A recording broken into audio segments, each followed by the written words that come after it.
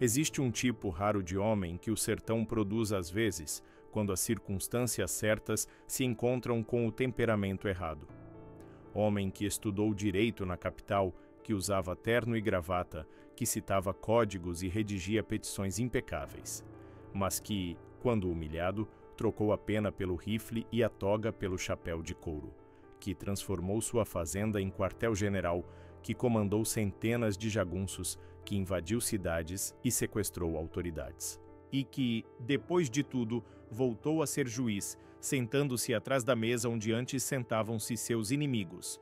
Augusto de Santa Cruz Oliveira, o bacharel do Areal, o cangaceiro doutor, promotor que virou chefe armado, advogado que se fez bandoleiro e, no final das contas, juiz que julgou os crimes dos outros depois de ter cometido os seus próprios. Sua vida longa e violenta não pode ser entendida sem antes mergulhar no mundo que o produziu. Um mundo onde a lei era sugestionável e a bala resolvia o que os tribunais não conseguiam. O início do século XX no Nordeste brasileiro pertencia aos coronéis. Não era figura de linguagem, era a descrição literal da estrutura de poder. Famílias tradicionais controlavam terras que se estendiam por léguas, cargos públicos distribuídos como favores pessoais, honrarias compradas com influência ou violência. A República recém-proclamada não havia mudado nada essencialmente. No lugar do Império ergueu-se uma República dos Coronéis, sustentada por relações de compadrio e pela força das armas.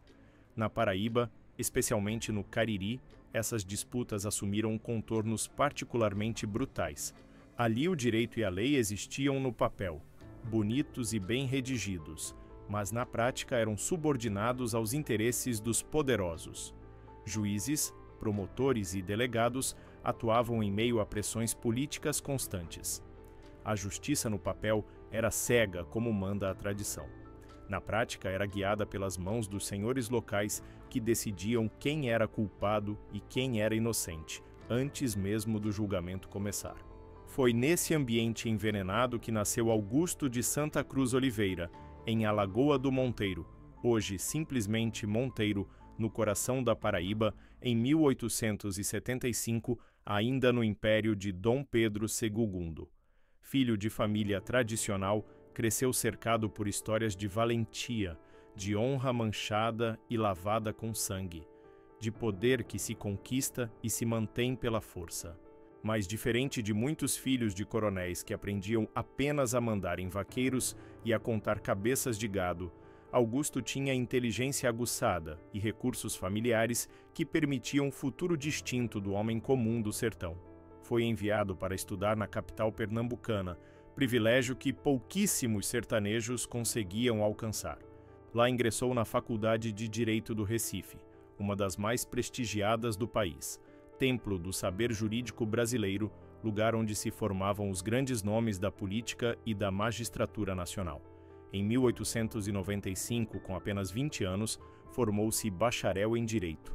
Jovem, letrado, imponente, trazia consigo não apenas o diploma, mas o prestígio enorme que a sociedade sertaneja conferia a quem dominava as letras e as leis. De volta à Paraíba, logo foi nomeado promotor público em Alagoa do Monteiro, sua terra natal. Ali esperava-se que seguisse a trilha da respeitabilidade. Fiscal da lei, representante do Estado, autoridade togada a serviço da ordem. O futuro parecia traçado, previsível, seguro.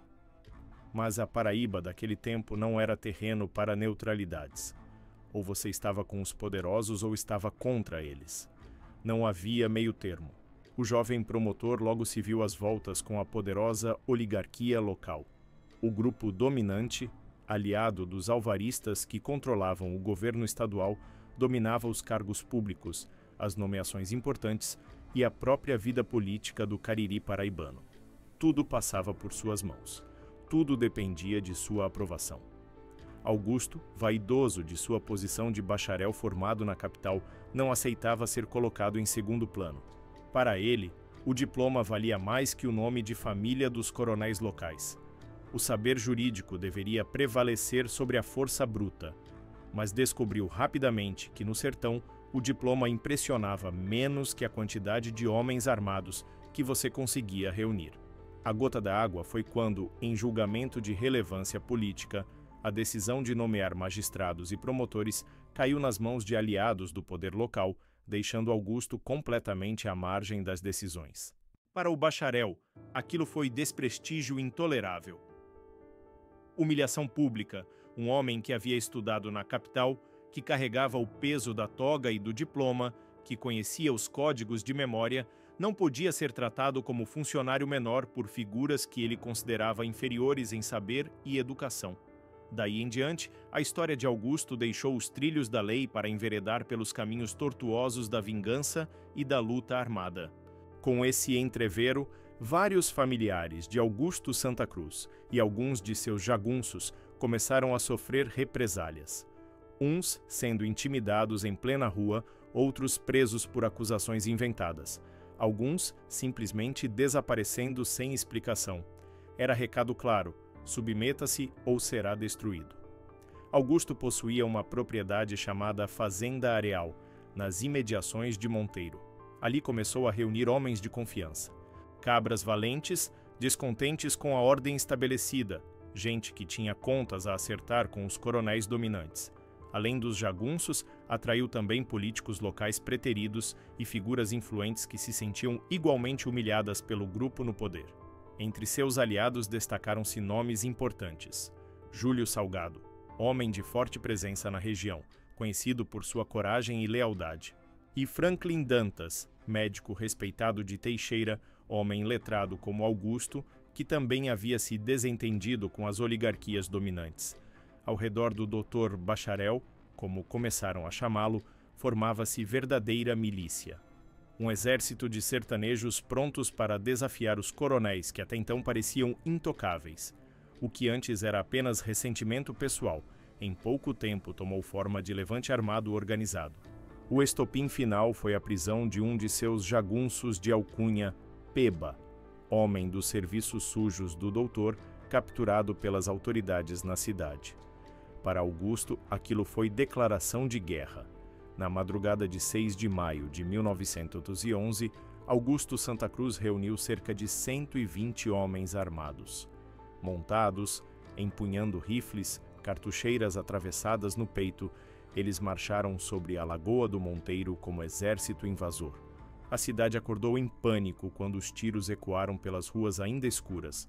O grupo do doutor invadiu a cadeia pública, arrebentou as portas, libertou todos os presos, matou quem tentou resistir e fez reféns entre as autoridades mais importantes. Entre eles, o prefeito Pedro Bezerra, o promotor José Nojosa Varejão e outras figuras do poder local. Houve resistência desesperada. O confronto deixou mortos e feridos espalhados pelas ruas de terra, mas a força do bacharel prevaleceu. Com os reféns amarrados e sob guarda, Augusto conduziu todos para a Fazenda Areal, transformando sua propriedade em quartel-general de uma revolução que começava. Naquele momento, o cangaceiro doutor escrevia sua primeira grande página na história da Paraíba. O governo estadual reagiu rapidamente e com fúria. Tropas da Paraíba e até de Pernambuco foram mobilizadas. Não era mais questão local, era afronta ao próprio Estado. No dia 27 de maio de 1911, apenas 3 semanas após o ataque inicial, a Fazenda Areal foi cercada por forças policiais em número muito superior. O combate foi intenso e durou horas. Tiros cortaram o sertão durante todo o dia. A Casa Grande da Fazenda, símbolo do poder de Santa Cruz, foi alvejada incessantemente, cercada por todos os lados e, por fim, incendiada. As chamas consumiram não apenas a construção, mas também os sonhos de permanência do bacharel rebelde. No meio da fumaça e da confusão, o doutor conseguiu escapar com alguns de seus homens mais leais. Libertou os reféns aos poucos na tentativa de aliviar a pressão contra si, barganhando a vida dos prisioneiros por mais tempo de fuga. Mas sua fazenda, seu reduto, seu quartel-general foi completamente destruído. A imprensa governista retratou Augusto como facínora perigoso, bandido de alta periculosidade, homem que havia traído a confiança depositada nele quando foi nomeado promotor. Já jornais oposicionistas, sempre prontos para atacar o governo, viam em sua ação gesto de rebeldia legítima contra o despotismo oligárquico que sufocava a Paraíba. Assim nascia a aura ambígua de Augusto Santa Cruz, que o acompanharia pelo resto da vida. Para uns, bandido sem escrúpulos. Para outros, revolucionário corajoso que ousou enfrentar os poderosos. Derrotado no Areal, perseguido pelas forças oficiais, Augusto precisava de abrigo urgente. Seu destino foi o Juazeiro do Norte, no Ceará, onde encontrou proteção de ninguém menos que Padre Cícero Romão Batista, a figura religiosa e política mais poderosa do Cariri cearense. O padre, que exercia influência espiritual sobre milhares de romeiros e influência política sobre governadores e presidentes, acolheu Santa Cruz. Era gesto arriscado que poderia comprometer as relações de Padre Cícero com o governo da Paraíba. Mas o sacerdote tinha suas próprias razões e seus próprios cálculos políticos. Ali em Juazeiro, seus homens foram desarmados como gesto de boa-fé e, de certa forma, purificados pelo acolhimento do padre. Augusto não apenas encontrou o repouso necessário, mas também reorganizou seus planos, teceu novas alianças, fortaleceu-se para o próximo round. No ano seguinte, Augusto Santa Cruz voltou à cena com força impressionante. Ao lado de Franklin Dantas, reuniu novamente centenas de homens. Alguns relatos falam em 400 a 500 seguidores, números que transformavam o movimento em exército capaz de enfrentar forças oficiais em campo aberto. A primeira cidade atacada foi Taperoá, em 28 de março de 1912. As autoridades locais foram humilhadas publicamente. Símbolos do governo foram destruídos com requintes de crueldade simbólica. Mas, curiosamente, Augusto ordenou que se respeitassem símbolos da União Federal, bandeiras e brasões do governo central. Era como se quisesse marcar que sua luta era contra a oligarquia paraibana, não contra o Estado brasileiro como um todo. Distinção importante para quem ainda sonhava com anistia futura. Em 25 de maio de 1912, o alvo foi Patos, então uma das cidades mais importantes do sertão paraibano. Houve saque violento, invasão de casas luxuosas das famílias importantes, clima de pânico generalizado. As pessoas se trancavam em casa, escondiam dinheiro e joias, rezavam para não serem mortas. Daí seguiram para Santa Luzia, espalhando terror por onde passavam. Depois voltaram novamente para Patos, numa segunda invasão ainda mais ousada. Só então as forças policiais conseguiram se organizar e reagir com eficiência real. Outras cidades também sentiram o peso do movimento. Soledade evitou a invasão, pagando 2 contos de réis, verdadeiro resgate coletivo. São João do Cariri foi palco de combates sangrentos com a polícia e até com tropas do Exército Federal enviadas para conter a rebelião. Era a maior rebelião armada da história da Paraíba no início do século XX. Um bacharel formado em direito comandando o que era, essencialmente, uma insurreição contra o Estado. Um dos maiores embates aconteceu na Fazenda Amaro, propriedade do coronel Pedro Bezerra, aquele mesmo prefeito que havia sido sequestrado no primeiro ataque. Augusto reuniu seus jagunços e os enviou para atacar a fazenda, escolha nada aleatória. Outrora, aliados na política local, Augusto e Pedro haviam rompido violentamente, transformando a antiga união em rivalidade amarga marcada por ambições conflitantes e disputas pessoais de poder. A ofensiva dos jagunços foi brutal. A Casa Grande da Fazenda Amaro se transformou em cenário de cerco, que se arrastou por 3 dias completos de tiroteios, ininterruptos e repetidas tentativas de invasão. Do outro lado das paredes cravejadas de balas, o coronel Pedro Bezerra respondia com firmeza, organizando a defesa de sua propriedade com habilidade e bravura, demonstrando a postura de quem não estava disposto a ceder um palmo de terreno. Ao final, a resistência prevaleceu. Pedro Bezerra saiu vitorioso, conservando sua fazenda e reforçando sua autoridade na região. Já os jagunços de Santa Cruz, desgastados e incapazes de romper as defesas bem organizadas, foram forçados a recuar com raiva e humilhação. Mas Augusto não era apenas chefe armado comandando bando de jagunços analfabetos. Era homem das letras, educado, articulado. Produziu manifestos e panfletos impressos que circulavam pelas cidades. textos em que dramatizava sua luta como grande drama pela liberdade.